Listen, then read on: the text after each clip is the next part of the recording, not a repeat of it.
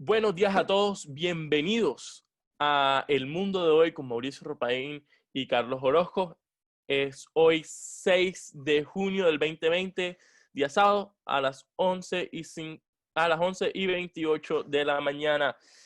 Al momento de grabación, las cifras del coronavirus van así: 7 millones de casos a nivel mundial, aproximadamente 400.000 muertes, 3.3 millones de recuperados, y a nivel nacional 36.000 casos, 1.145 muertes y 13.6 mil recuperados. Un poco más de la mitad de los casos siguen activos. En noticias locales, pues el alcalde ha decretado ley seca todos los fines de semana hasta el 15 de junio y probablemente hasta después.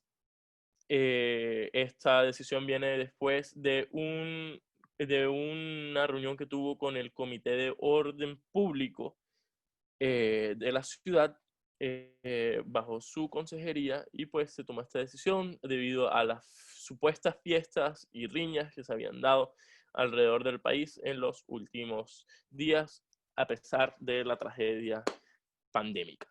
Carlos, ¿qué opinas de esto, de esta ley seca? Buenos días, Mauricio. La noticia es una noticia que ha tenido mucho impacto en las redes sociales. Se ha hablado mucho sobre el burgomaestre y seguramente es una noticia que la ciudadanía tomará en sentido negativo porque seguramente la estadía tan extensa en casa bien acompañada del consumo de alcohol, y en ese sentido seguramente no será una de esas noticias que van a subir la popularidad del alcalde. Más bien lo que se ha visto esta semana son muchas memes y burlas con el alcalde. Lo que me parece importante en cuanto a estas medidas, más allá de estar de acuerdo o no con la ley seca, es entender que toda restricción está basada siempre en una serie de justificaciones que la legitiman.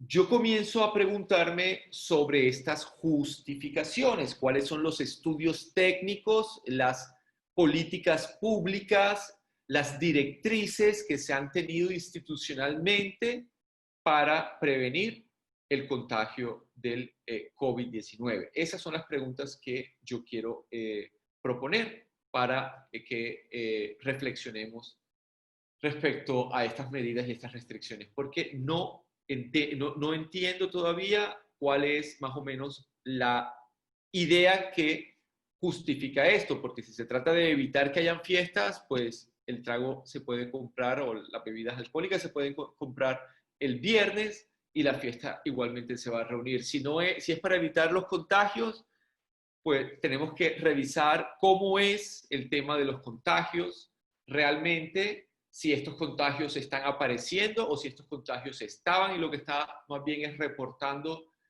un mayor uso de pruebas, una mayor aplicación de pruebas. Son muchas cosas, Mauricio, que hay que entrar a revisar, porque las restricciones deben ser siempre justificadas, incluso si hay pandemia, incluso si hay estados de excepción, siempre debe haber una justificación. Y en este caso me parece que es simplemente una medida simbólica, populista o, digamos, en este caso no tan populista, una medida de lo políticamente correcto, pero que no necesariamente significa que nos estamos protegiendo mejor. Sí, Carlos, estoy de acuerdo, y hay un meme buenísimo. Lo mejor de esta ley seca es un meme buenísimo. No sé si has visto el niño que le dicen que tiene que hacer 100 tareas cuando sea mayor. Te lo Ese voy a es uno de mandar. los que uno de los que vi fue ese. Sí, buenísimo. Bueno, y en otras noticias, a través de un comunicado, la Fiscalía General de la Nación informó que se emitió una orden de captura contra el gobernador de Antioquia, Aníbal Gaviria. el cual se acusa por supuestas irregularidades en contrataciones en el año 2005. El presidente ya está en el proceso de elegir su reemplazo temporal mientras se da a lugar lo que es el juicio y pues se lleva a justicia el caso. De acuerdo con la Fiscalía, se trata de un contrato de mejoramiento y pavimento de la Troncal de La Paz por un valor de más de 40.000 millones de pesos que se pactó inicialmente con un anticipo del 25% y luego se amplió el 29%. Para la entidad esto significó casi 1.500 millones de pesos de más para el contratista, desconociendo requisitos legales esenciales como los principios de planeación y transparencia. El senador Álvaro Uribe aseguró: me duele mucho la decisión sobre Aníbal Gaviria, me duele por Antioquia, por su familia y por él. Nuestros deseos que pueda superar con éxito esta dificultad, cual honestamente creo que no es una dificultad para, para Aníbal Gaviria, sino es una dificultad para la justicia lograr corregir el daño que se hizo y pues poder llevar a la justicia y entender qué fue lo que pasó y si todo verdaderamente fue legalmente correcto, cual honestamente lo dudo, pero es un caso un poco particular porque este tipo de contratos se ven todos los días en Colombia. El enriquecimiento ilícito con los fondos del Estado y que nada más haya caído Aníbal Gaviria me parece extraño, no me parece que aquí en lo personal creo que la justicia en contra de los políticos es elegida a dedo, no elegida por los hechos, ni por la justicia, ni por la fiscalía. Son más que todo órdenes ejecutivas por, no sé, lo que se cree que es el gobierno. En otras noticias, el exfutbolista Chicho Serna está en el ojo del huracán por un escándalo de lavado de activos implicados con narcotraficantes. Según informó el diario La Nación de Argentina, la viuda e hijo de Pablo Escobar y el exfutbolista Chicho Serna fueron llamados a juicio por presunto lavado de activos en este país. El diario El Clarín también informó que que el narco John Byron Piedrahita, que se encuentra detenido en Estados Unidos después de una confesión que le hizo a la DEA, ya viene rastreando la organización que realizaba blanqueo de capitales en el país sudamericano. O sea, la DEA a través del señor John Byron Piedrahita lleva haciendo investigaciones gracias a las cosas que él ha dicho y pues supuestamente él mencionó a Chicho Serna y a los hijos al hijo y a la viuda de Pablo Escobar en esta nueva investigación. Resulta un poco sorpresa. En lo personal, me gusta, pues Chicho Serna siempre ha sido un ídolo colombiano, lo considero así. Y es muy triste que se vea implicado en estas cosas, pero pues cuando la justicia tiene que actuar, la justicia actúa y esperemos que se dé la verdad y solo la verdad en este proceso. Carlos, ¿qué opinas? Yo sé que tú eres hincha del verde y pues... Mauricio, hay muchas opiniones que se pueden tener sobre este tema, pero cuando escucho la noticia me vienen a la cabeza muchas otras. Pienso en Diego León Osorio, otro jugador de Atlético Nacional que es capturado en un aeropuerto saliendo con drogas. Pienso en esa lista de jugadores colombianos que en algún momento de sus vidas estuvieron implicados, condenados por tráfico de estupefacientes o por delitos relacionados con el narcotráfico. Entonces, la principal imagen que tengo es entender que este fenómeno, esta relación que existe entre músicos, por ejemplo, Sí, a el nivel, binomio de oro también. a nivel Y el local, grupo por Nietzsche. ejemplo, no sé si conociste alguna vez Bueno, una agrupación barranquillera de merengue, de música. bueno, el binomio de oro es técnicamente barranquillera. y se vio implicada en estos tipos de asuntos. Bueno, y te estoy contando de una agrupación barranquillera de merengue Ah, ok. que muy famosa, tuvo un boom en Barranquilla muy importante, se llamaba el grupo Bananas.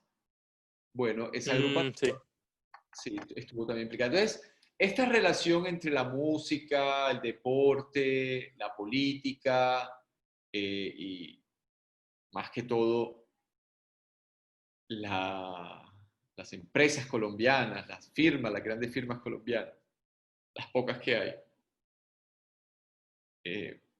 han en la historia de Colombia tenido procesos judiciales en los que se evidencia un blanqueamiento de dineros, por tanto, lavado de activos y relaciones con el narcotráfico. Entonces, más allá del reproche moral que se debe hacer, porque es una conducta reprobada legal y moralmente en Colombia, aunque ahí habría que poner un asterisco y comenzar a entrar a esa no doble, sino variable moral que existe en Colombia, en la que también podríamos llegar a justificar el narcotráfico. Piensa mucho en los poderes económicos de ciertas familias en Barranquilla que, bueno, eh, se sabe más o menos la procedencia de ciertos dineros. Entonces, esa relación que existe constante y no casual, esta noticia que estamos conociendo del jugador Mauricio El Chicho Serna, exjugador de Atlético Nacional, de Boca Juniors y de otros clubes, es un jugador que, está en una situación que es constante en la historia de Colombia, que es esa situación en la que se encuentra una relación de la persona con negocios ilícitos porque es ilegal el tráfico de estupefacientes y el dinero y el enriquecimiento con ese dinero, porque se entiende. Ahora, lo que quisiera Mauricio dejar así planteado es que este fenómeno no solo es un fenómeno moral de reproche, que nosotros estamos diciendo, bueno, mira, fíjate, un jugador de fútbol vinculado con el narcotráfico, sino también, Mauricio, y te lo dejo planteado como reflexión, y a quienes nos escuchan, eh, también es un fenómeno relacionado a el poder que tiene, o digamos la capacidad que tiene una actividad que legalmente se ha establecido como ilegal, que es la prohibición de la droga y por tanto la prohibición de su tráfico, producción, venta, consumo y demás. Entonces, Sí, esto no existiría en Colombia, no fuéramos un país tan estigmatizado como un país delincuente, un país relacionado con las drogas, porque nosotros hemos elegido en nuestra autodeterminación como Estado-nación, porque hay otros países que no lo que han tomado otras decisiones y no ha ocurrido nada respecto a ellos, hemos decidido tomar la vía de la prohibición y la vía de la prohibición le da fuerza a unas organizaciones privadas que pueden crear ejércitos y comprar armas y cometer estos delitos e incluso introducirse en el deporte, la cultura, la música y sobre todo en la economía. Una economía ilegal que sostiene la economía legal. sí, sí. Y también, pues, o sea, honestamente, cuando hablo de jugadores de fútbol, sí, de pronto hay unos que lo hacen intencionalmente, pero también creo que en esta época era una época de mucho miedo en el país. Y de pronto algunos se sentían forzados a que si no complacían a ciertas personas, o sea, podían correr peligro después de la muerte de Andrés Escobar. Eh, Creo que eso cambió mucho el panorama del fútbol en Colombia y marcó la historia. Y, y Mauricio, pues, y todo eso nos cambia a nosotros como colombianos, también nos cambia. sí, nos cambia absolutamente a todos. Entonces, honestamente, con respecto a lo del Chicho Serna, es un ídolo colombiano, 100%, pero también le tengo cierta compasión, no solo por ser un ídolo colombiano, sino por la situación, y pues nosotros no podemos juzgar por lo que vivió y no conocemos a detalle. Por eso antes exclamaba que lo que se quiere es que se sepa la verdad y se entienda cuál fue la verdad de este momento, qué fue lo que pasó. Y eso salga en este proceso y que la justicia argentina pueda lograrlo. En otras noticias, luego de la llegada de las tropas estadounidenses a territorio nacional y la reclamación de 50 diferentes congresistas por la supuesta alteración del orden constitucional al llegar estas tropas de los Estados Unidos a orden del presidente Duque y con supuestas intenciones de ayudar en la guerra contra el narcotráfico que acabamos de hablar. Eh, la, el Consejo de Estado, a través de una carta dirigida al presidente Iván Duque, solicitó al mandatario un informe oficial sobre la llegada de las tropas estadounidenses al país. El ministro de Defensa, Carlos Holmes Trujillo, aseguró hace unos días que los paramilitares no estarán en operación sobre el terreno y que vienen como asesores para apoyar la lucha contra el narcotráfico. Honestamente, bajo el orden constitucional de Colombia, esto es totalmente anticonstitucional y pues debido a la pandemia, creo yo, que han podido lograr salirse con la suya con respecto a la llegada de los soldados estadounidenses. En clase constitucional se nos enseña en primer semestre que esto es totalmente ilegítimo y que no se puede hacer y que se necesita la autorización del Senado para la entrada de tropas estadounidenses. Y pues de pronto la excusa de que por el coronavirus no se pudo lograr, no, para mí no es suficiente. En lo personal no es suficiente. En lo personal creo que el presidente, love him or hate him, o sea, quiéranlo o no, tenía que cumplir con este orden legítimo.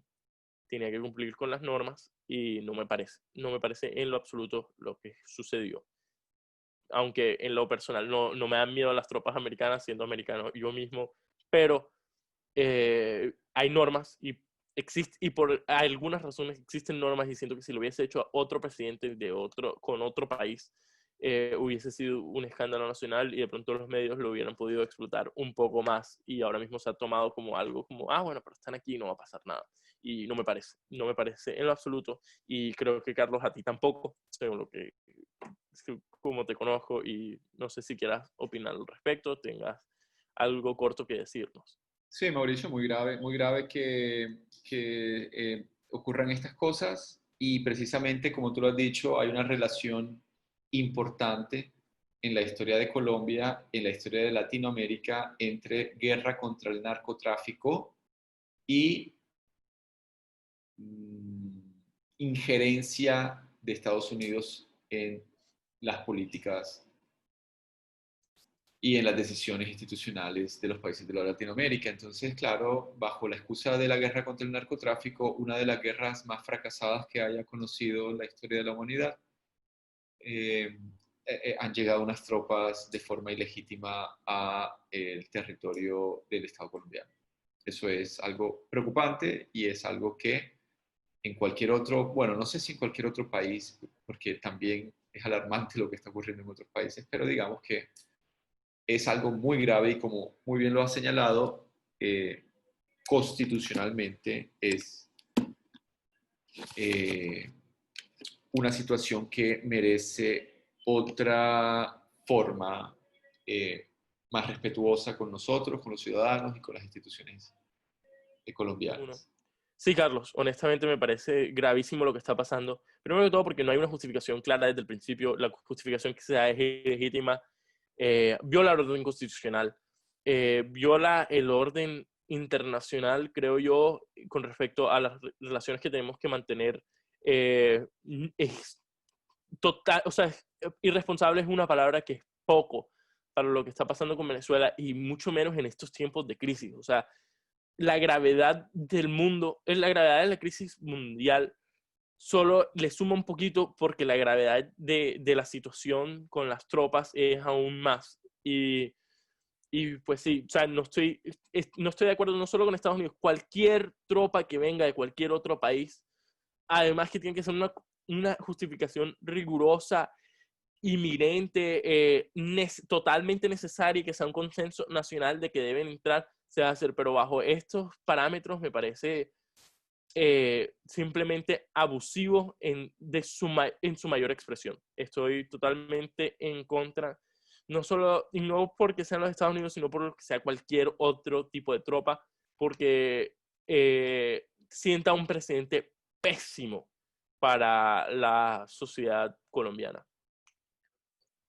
Otro de los temas que más se ha conversado en los medios en Colombia actualmente es el de la ñeñe política. El señor José Guillermo Hernández, altamente desconocido o más conocido como el Ñeñe Hernández, pues no se sabe mucho de quién es esta persona, pero al mismo tiempo, al parecer ha dañado más de una docena de carreras políticas y o militares en Colombia desde el mes de marzo, que fue donde se estalló la bomba del Niño Hernández. Lo que no saben muchas personas es que el Niño Hernández fue asesinado el 2 de mayo del 2019 en Brasil en un aparente robo, según reporta Semana.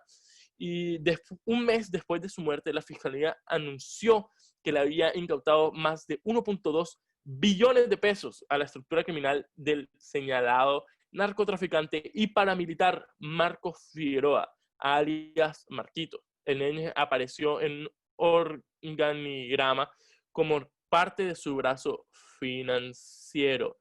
En algunos círculos había logrado cierta popularidad por ser el esposo de María Mónica Urbina, la primera señorita Colombia que tuvo La Guajira. Este señor Ñeñe Hernández, que ya ha fallecido, al parecer post-mortem ha dañado múltiples carreras por sus nexos con algunos políticos de la región de La Guajira y algunos militares que han tenido que renunciar a sus cargos. Pero con respecto a todo esto, yo tengo una sola pregunta y me nace y es, una sola pregunta que me nace y es, ¿qué pasa con las personas en el poder y tomarse fotos con el Ñeñe Hernández? Este señor lo han invitado a más quinceañeros que a mí cuando yo tenía 15 años. Este señor aparece en fotos con todo el mundo, desde el presidente, el ministro de Interior, aparece en parrandas, aparece en cumpleaños de hijos de militares. Este señor lo han invitado a todos y parece cercano, amiguísimo de todas las personas en el poder en Colombia. Y el Centro Democrático, el partido de gobierno, pues cada día intenta más romper sus relaciones con los supuestos nexos paramilitares y de parapolítica que tienen, pero este señor que estaba, pues era mano derecha de uno de los narcotraficantes y paramilitares más sanguinarios de este país en la Alta Guajira, el señor alias Marquitos, o sea, Marcos Figueroa, parece ser una gran figura social en la alta sociedad colombiana. Y honestamente no entiendo. O sea, la corrupción en otros países es discreta. La gente se queda callada, lo hace bajo la mesa. No, cuando hay reuniones en eventos sociales, le toman una foto y le meten, pues, destruyen las cámaras de las personas, de los reporteros de sociales que aparecen, pero no, el señor Lenín Hernández feliz de tomarse fotos y en una indagatoria reciente a la señora Claudia Callita Daza, pues guardó silencio sobre el interrogatorio de la política. Esta mujer que era muy era ex asesora del expresidente Uribe y guardó silencio en un indagatorio de la fiscalía por tener claros nexos con el narcotraficante Niño Hernández, con uno de los líderes de esta organización criminal colombiana. Y pues yo honestamente no lo entiendo. No entiendo cómo hay tantas fotos, cómo hay tantas evidencias, cómo hay tantas reuniones sociales, videos del presidente y la ministra de Interior en una parranda con el señor Niño Hernández al lado. Y no sé por qué invitaron tanto a este señor a estos cumpleaños. o a estos quinceañeros. ¿Será porque es que es el que mejor regala en este país esos regalos de quinceañeros? De pronto estuvieron muy buenos para no invitarlos. Pasando a siguientes noticias. Pues vamos a un plano internacional. Lo hablamos en un podcast pasado y creo que en lo personal quiero hacer unas declaraciones. Nosotros, Carlos y yo, dos personas que no son de la comunidad afro, que de pronto gozamos de cierto privilegio en nuestras interacciones con la fuerza policíaca. Honestamente no sabemos qué es vivir en Estados Unidos con piel negra. No sabemos qué es vivir con piel negra en cualquier lugar del mundo. Y honestamente no comprendemos y de pronto somos parte del problema porque no hemos hecho suficiente para hacer conciencia o corregir injusticias que habremos podido evidenciar. De pronto creo que nosotros somos parte del problema, no de pronto, lo somos. Y muchas personas también lo son. Y no sabemos, no entendemos, pero entendemos lo suficiente para saber que no entendemos. Y sé que Carlos comparte a corazón esta expresión. Y yo sé que Carlos quiere hablar el día de hoy sobre el mundo de hoy. Y pues debido a los riots y a las protestas y a todo lo que ha sucedido a causa de la muerte de George Floyd, queremos volver a tratar este tema porque probablemente es la noticia más importante del 2020 y aún así habiendo una pandemia en el 2020. Carlos, cuéntame. Ahorita esta semana ha sido una semana en la que la noticia del asesinato al aire libre frente a los transeúntes por parte de 4 policías, de un afroamericano, George Floyd. Esta semana ha continuado el desarrollo de esa noticia porque la reacción de la policía en las protestas, en las manifestaciones pacíficas, ha sido la brutalidad. Entonces, la noticia de esta semana es la continua brutalidad policial que hemos visto en videos como denuncias gracias a las redes sociales. El año 2020 es un año que difícilmente podremos olvidar por la pandemia del COVID-19. Pero es también el año en el que se han difundido con mayor fuerza imágenes, videos que denuncian la brutalidad policial de instituciones norteamericanas sobre los afroamericanos. Esto no significa que sea lo más grave que está ocurriendo en este momento, porque eso ha sido el juego perverso en el que se ha caído, de pensar por qué tanta importancia para este caso si en Colombia mueren líderes sociales, por qué tanta importancia para esto si está la pandemia. La importancia de este tema radica en su historia. Por eso el mundo de hoy es un mundo en el que la historia está protagonizando los fenómenos. Y lo podemos ver con mayor radicalidad en el tema del racismo en Estados Unidos.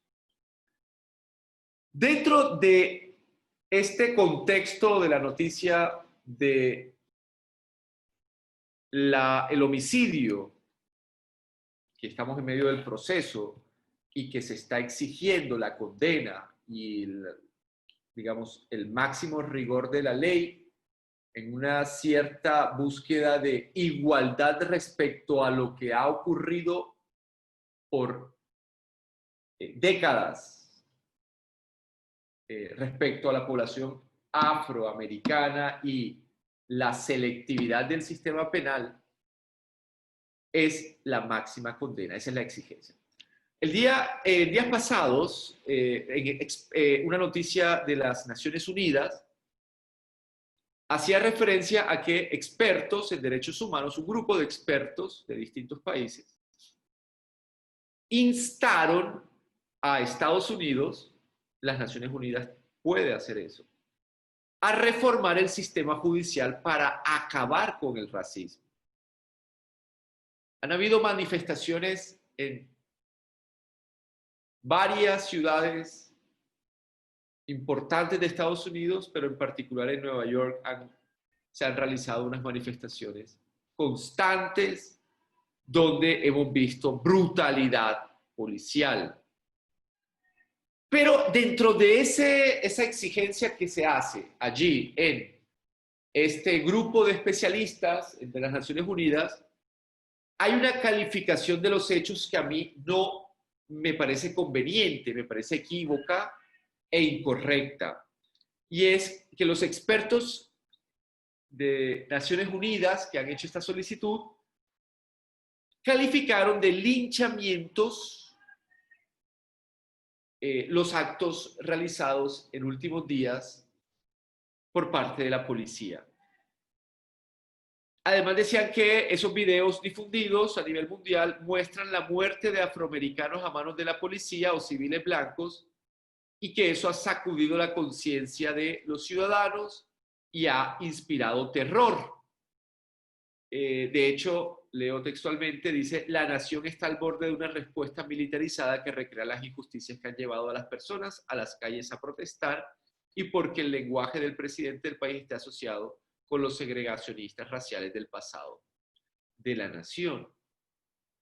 Entonces, lo que aquí habría que decir, que habría que corregir en esta calificación, en esta apreciación, sobre todo porque nos hemos dedicado a estudiar el fenómeno de los linchamientos y sabemos que la palabra lynching tiene su etimología, su origen en Estados Unidos en el siglo XVII, en Virginia, pero que también tiene un significado muy importante reciente en los ahorcamientos y linchamientos en general de afroamericanos por parte de miembros del Ku Klux Klan o de otras organizaciones privadas. Y esta es la parte más importante. Los homicidios perpetrados por los policías norteamericanos contra los afroamericanos no son linchamientos. Es incorrecto considerarlos linchamientos. ¿Por qué? Porque los linchamientos son fenómenos sociales que se caracterizan por ser acciones colectivas, de carácter privado, ilegales, espontáneas y de duración efímera, por decir algunas características. Pero los homicidios perpetrados por los policías norteamericanos contra los afroamericanos son crímenes de lesa humanidad cometidos por una organización burocrática, no por un colectivo privado e ilegal, sino por una organización burocrática, la policía, bajo diseños de políticas criminales, porque te puedo citar políticas criminales o teorías que fueron aplicadas como políticas criminales, como la de Zero Tolerance de Giuliani. Puedo citarte la de Three Strikes, You're Out, gravísima y en la que obviamente la población más afectada fue la afroamericana, y digo obviamente porque el sistema penal norteamericano tiene unos índices de selectividad que evidencian el racismo estructural de Estados Unidos.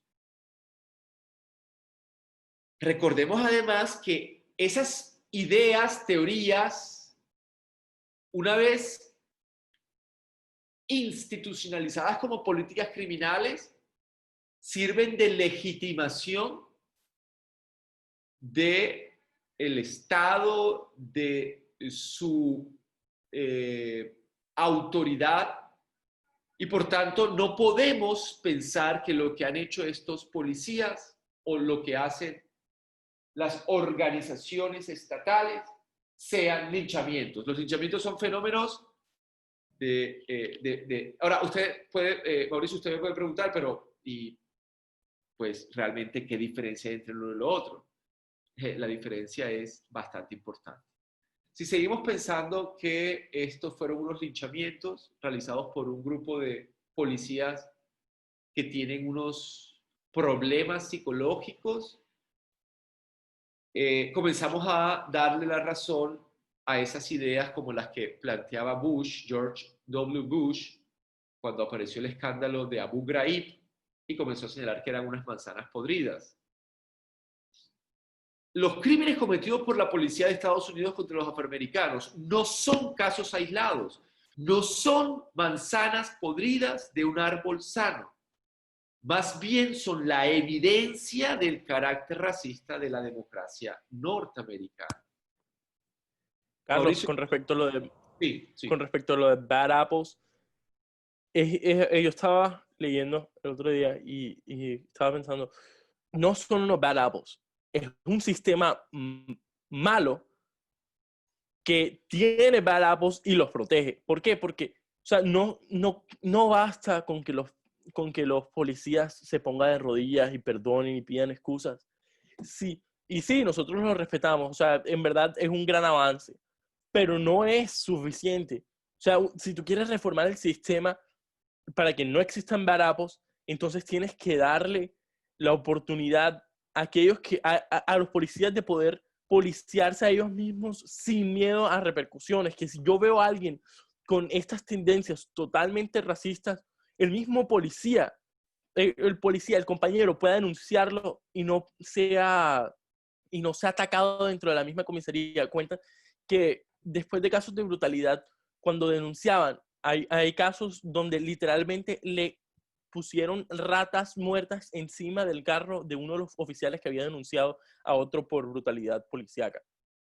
O sea, no es, el sistema es el que está podrido. Además, el sistema podrido es el que es cómplice con respecto a las personas que aún también están podridas y tienen sus tendencias racistas. Entonces, es parte y parte. O sea, no se puede, no podemos decir, no es que nada más que hay unos y el sistema esté bien. Que hayan unos malos significa que el sistema está mal. Y eso es lo que a mí me causa rabia, pero siento que debido a lo que está pasando hoy, han habido grandes avances y muchos de los policías han venido al frente, han alzado su voz y han dicho, sí, hay que reformar completamente el sistema y lo respeto, pero no es suficiente. La reforma tiene que comenzar desde adentro y las políticas de democratización tienen que cambiar y honestamente hay tiene que haber una mayor educación con respecto al sistema electoral. Y creo que me voy a desviar un poco aquí, pero por ejemplo, las oficinas de sheriff son elegidas democráticamente. Y entonces las personas que en verdad quieren tener un cambio tienen que entender que para que haya un cambio tiene que haber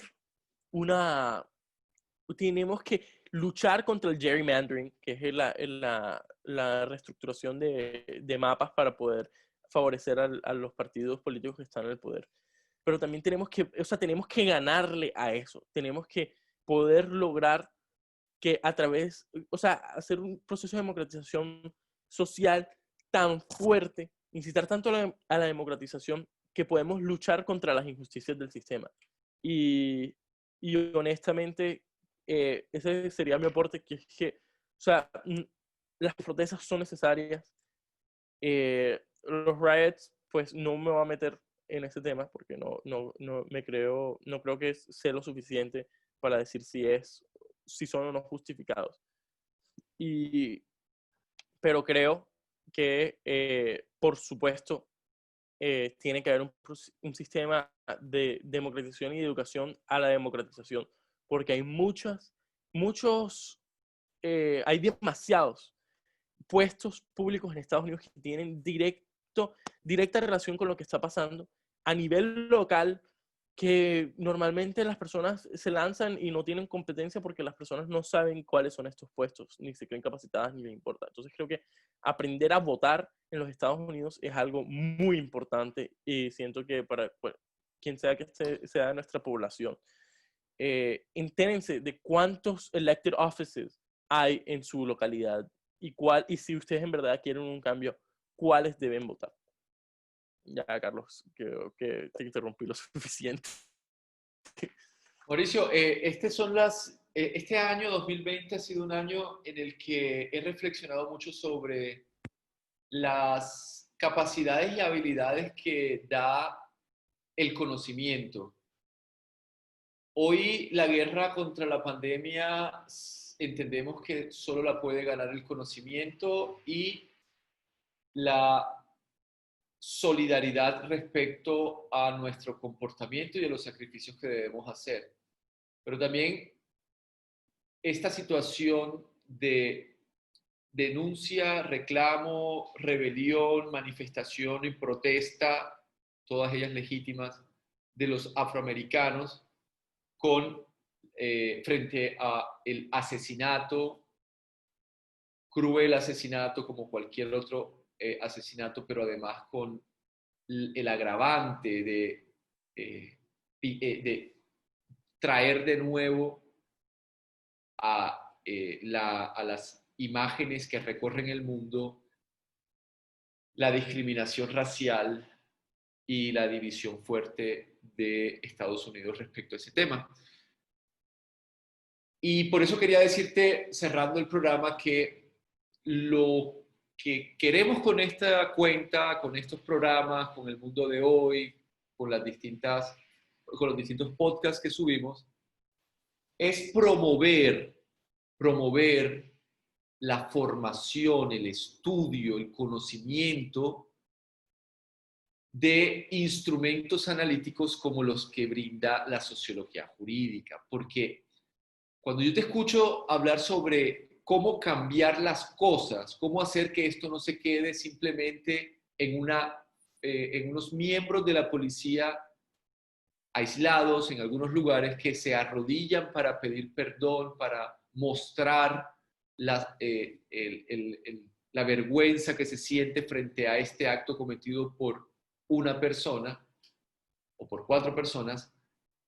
Lo que nos da la sociología es que podemos entender cómo funcionan los sistemas sociales para entender cómo podría pensarse en un cambio. Entonces, claro, cuando tú comienzas a revisar no solamente el sistema jurídico, sino también otros sistemas políticos, en particular político-administrativo relacionado a las circunscripciones electorales, lo que estamos insinuando es que debe entenderse las lógicas con las que se construye la realidad social, esas lógicas que están detrás y que no nos permiten ver ese punto ciego en el que nosotros tomamos partido y decimos, esto es un poco exagerado, simplemente murió una persona, no es necesario que hagan tantos daños al comercio, aquí hay gente que está aprovechando y cazando el río revuelto. Esas opiniones se pueden decir, o pueden haber otras opiniones, como las que nosotros hemos un poco promovido en la cuenta, en la que se reivindica un enough is enough. O sea, no podemos seguir admitiendo y permitiendo y contribuyendo con un silencio, con una apatía frente a un fenómeno que reclama, exige una atención inmediata. Entonces, yo creo que para las noticias del día de hoy, y en particular para la situación que desde hace 2 semanas, desde la semana pasada, esta semana está terminando, es la noticia mundial, lo que tenemos que hacer es tratar de entender cómo funciona Estados Unidos, cuál es la historia de Estados Unidos, qué relación existe entre Estados Unidos y su sistema penitenciario. Habrían libros que leer, libros que son clásicos de autores importantísimos como un autor como Alexis de Tocqueville, que tiene un francés impactado cuando comienza a conocer Estados Unidos y comienza a estudiar su sistema penitenciario. Una obra clásica es La democracia en América. Leer, por ejemplo, un historiador norteamericano como Howard Zinn, su obra La otra historia de los Estados Unidos. Leer, por ejemplo, a una mujer afro que fue acusada por el FBI, a la que estuvo presa de manera injusta 10 meses. Una mujer además exitosa, una gran filósofa, alumna de Theodor Adorno en la Universidad de Frankfurt.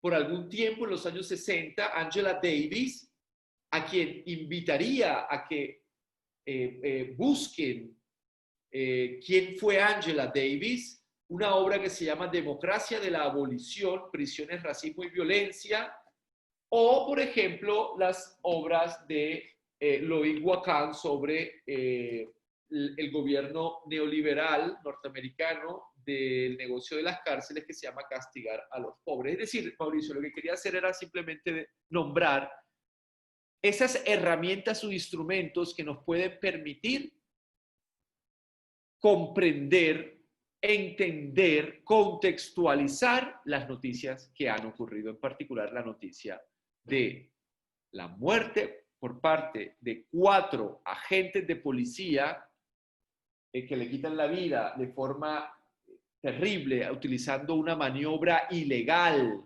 porque ahí se autoriza el uso de la rodilla, pero no se autoriza matar a las personas. Y la rodilla en el pecho, no en el cuello como lo hace este asesino. Y es que, exactamente, Mauricio, así correcto como lo señalas. Porque lo que hemos visto esta semana son muchos videos en los que se estaba recurriendo a esa maniobra, cortando la circulación de sangre y la posibilidad de respirar. Eso, obviamente, si tarda 9 minutos, va a matar a cualquier persona, incluso a una persona tan grande y fuerte como lo era Floyd. Eso lo iba a matar. Floyd estuvo enfermo de coronavirus en el mes de abril y estaba ya casi recuperado.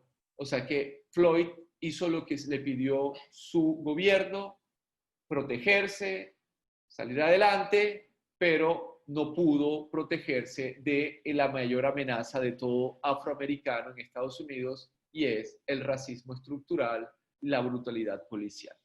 Entonces, racismo estructural y brutalidad policial son fenómenos sociales que necesitan seriedad y madurez por parte de nosotros, y no es suficiente que usted reciba noticias de CNN, que usted vea las noticias de Caracol o de RCN y con eso considere que ya puede opinar o entender sobre un fenómeno. Hay que leer, hay que instruirse y hay que, si se tienen las posibilidades, implementar en nuestros racionamientos y en nuestros juicios y en nuestras observaciones y en nuestros comportamientos los fenómenos sociales a través de herramientas como la sociología jurídica. Me parece eso, Mauricio, que para todo abogado debe ser una obligación, para todo abogado con una ética y un compromiso social por la defensa de los derechos fundamentales, que son los que han sido negados para la población afroamericana desde la esclavitud. Totalmente de acuerdo, Carlos. Otras cosas que quiero remarcar, lo sucedido en Lafayette Square, no sé si estás enterado, pues porque no tuvo media coverage, fue que cuando el presidente Trump infamemente fue y alzó la Biblia al frente de la iglesia de St. John, para llegar él quería ir caminando desde la Casa Blanca hasta esta iglesia. En Lafayette Square, un sitio donde siempre han habido protestas, había un número de protestantes y el presidente ha enviado a fuerzas federales a evacuar la zona para que él pudiera caminar a través del parque y poder llegar a la iglesia y alzar la Biblia. En esto, o sea, contra lo que se estaba protestando se dio, y una brutalidad inmensa por parte de las federales policíacas ordenadas por el presidente arrasó con los protestantes. Antes sin previo aviso, comenzaron a lanzar gases lacrimógenos y queda todo registrado por un periodista australiano, donde uno de los policías, sin advertencia, sin nada, sin previo, sin justificación, llega y con su escudo lo ataca al camarógrafo y lo tira al suelo usando el escudo.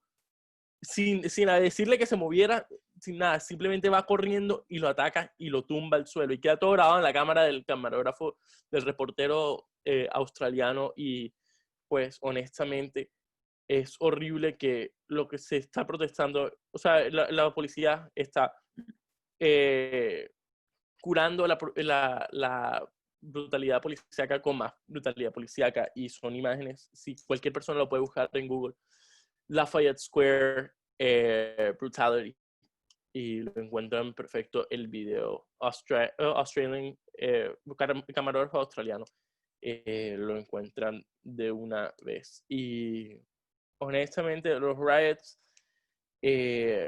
yo creo en lo personal que si estás luchando, o sea, que la policía, su labor no es contener las protestas, porque las protestas no se deben contener. Su labor es proteger a los negocios que supuestamente se están rioting, porque si tú ves muchos de estos videos donde están haciendo estos saqueos, no hay un policía que se ve por ahí.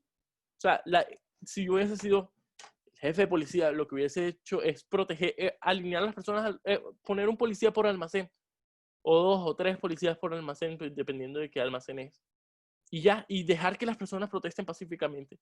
Y así solucionas el problema. No, tu problema no son las protestas. El problema de la policía de los Estados Unidos ahora mismo no son las protestas.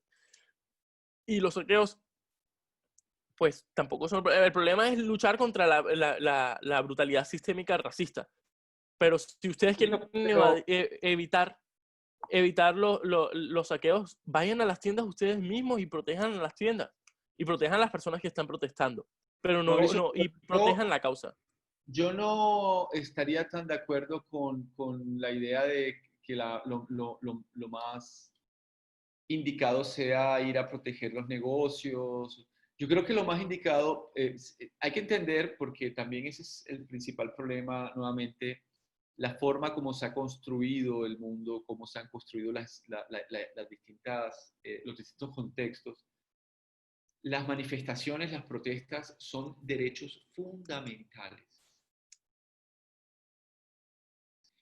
Por supuesto. Hay un derecho que sostiene a todo orden social en Occidente, que es el derecho a la resistencia a la opresión.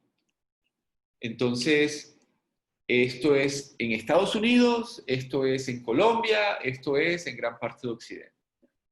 Sí, es un derecho fundamental la protesta, como estabas tú señalando al final de esta última intervención. Yo tengo que proteger es la protesta, y tengo que protegerla de personas que entran a la protesta con distintas intenciones, a cometer delitos, a realizar actos de sabotaje de la misma protesta, como vimos en imágenes antes de la pandemia en Colombia, perdón, cuando vimos al inicio de la pandemia en Colombia, en esas imágenes en las que en Bogotá supuestamente estaban entrando unos violentos, saqueadores, ¿recuerdas, Mauricio? Y en realidad luego comenzó a encontrarse que habían algunos que estaban ahí como siendo contratados, o personas que tenían planes, y sobre todo en las manifestaciones y protestas que lastimosamente por la pandemia se detuvieron, porque era una importante expresión democrática y una inyección de renovación política, porque era una política hecha desde la ciudadanía, como lo indica la democracia participativa. Entonces, lo que quiero decirte, Mauricio, y a, los que a quienes nos escuchan, es que la policía debe proteger a los manifestantes, porque ellos están haciendo uso o más bien ellos están defendiendo sus derechos constitucionales, pero sobre todo las manifestaciones deben ser escuchadas. Y eso sería lo último que quisiera decir hoy. El problema bueno, hay muchos problemas en este momento en Estados Unidos, pero desde el punto de vista político, el principal problema es que la máxima autoridad esté usando frases del segregacionismo americano y que esté pensando más en hacer uso de sus tropas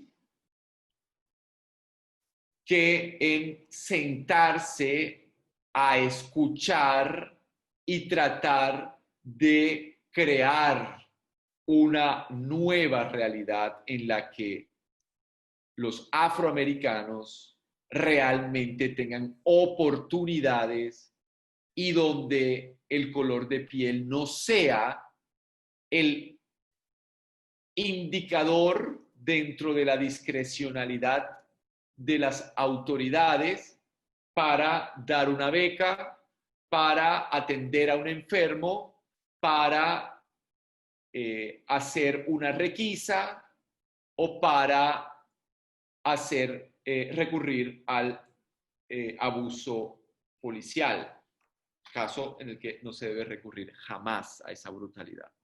Entonces, Mauricio, hay que hacer una crítica vehemente al comportamiento tan irresponsable, tan inmaduro, tan caprichoso y egoísta al que nos tiene acostumbrados una persona que ha sido señalada de participar en redes criminales de prostitución infantil y que su poder impide que un proceso así pueda seguir adelante.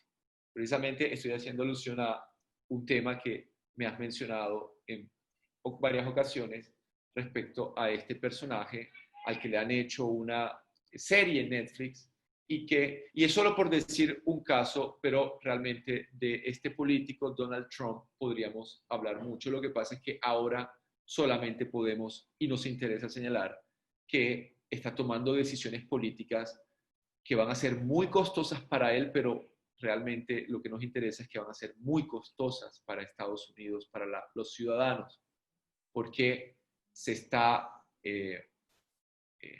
acrecentando un clima,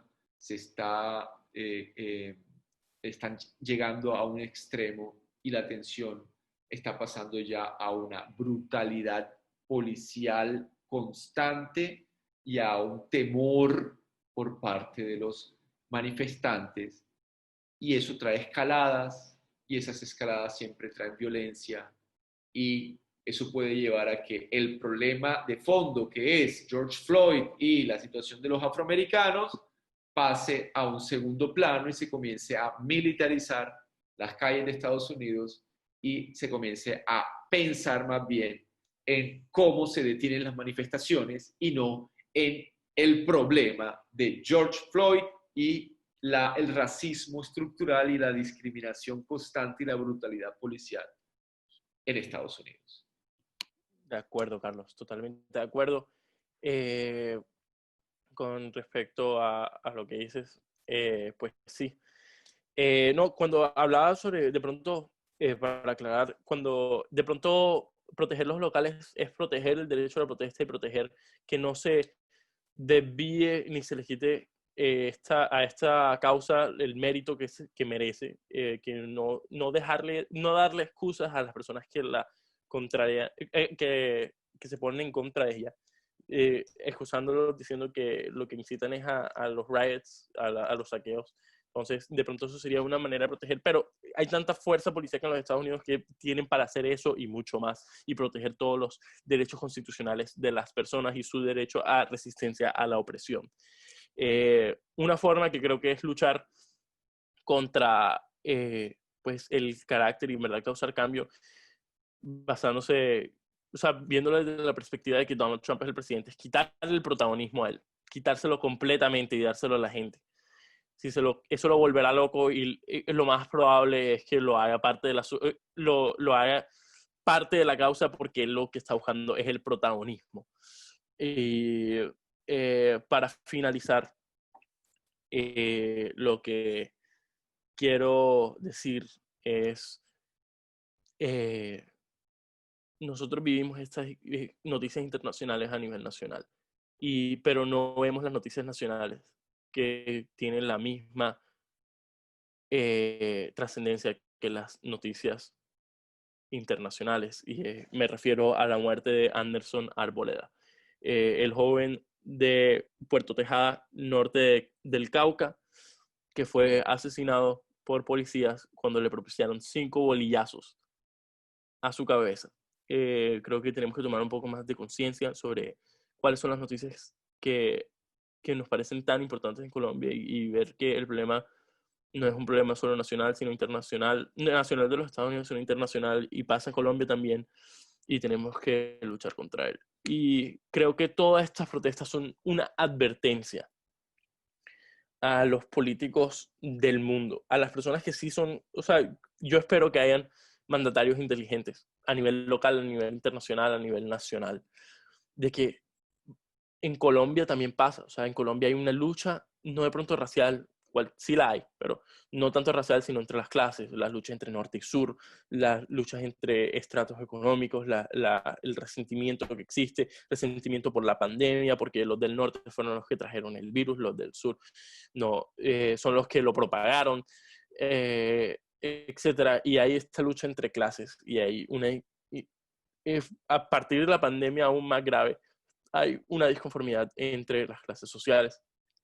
Y esto es una advertencia para los mandatarios, para nuestro alcalde, para nuestro gobernador, para nuestro presidente, para los alcaldes de Colombia y para los gobernadores de Colombia, que tenemos que crear sistemas justos, crear espacios justos, crear participación justa, donde haya representación para todos y donde se nos beneficie a todos y logremos estar por encima de la línea de pobreza. Donde haya conciencia social, porque una falta de empatía y conciencia social es lo que lleva a situaciones como la que está viviendo hoy en Estados Unidos. Y Colombia no tiene los recursos sociales para poder afrontar una controversia o una lucha entre clases como la que se está viviendo en Estados Unidos. Entonces, para aquellos mandatarios que sean visionarios y que en verdad les importe mantener a su sociedad como una sociedad progresiva, una sociedad que es justa, véanlo como una anticipación de lo que pasa si no se instauran los programas sociales y no se da la conciencia social y no se da la empatía que se debe dar a través de todos los planos sociales, económicos y pues raciales y culturales. Carlos, ha sido un gusto hablar contigo. Esperamos tener estas conversaciones todas las semanas. Por favor, en la cuenta Socioteca vean los lives que hemos publicado hablando con el profesor Leopoldo Calderón, si no estoy mal. Y fue una conversación muy agradable que tuvo Carlos con su amigo Leopoldo.